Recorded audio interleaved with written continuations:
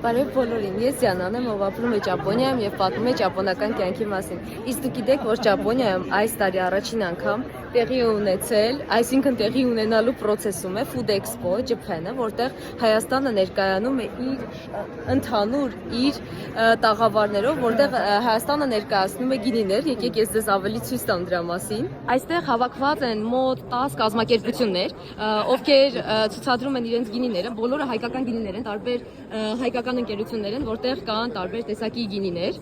եւ շատ ճապոնացիներ իրոք հետաքրքրվում են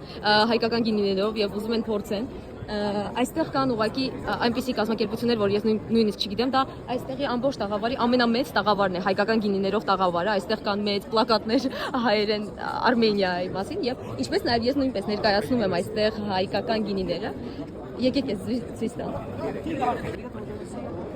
Ես ներկայացնում եմ հինարենի գինիները։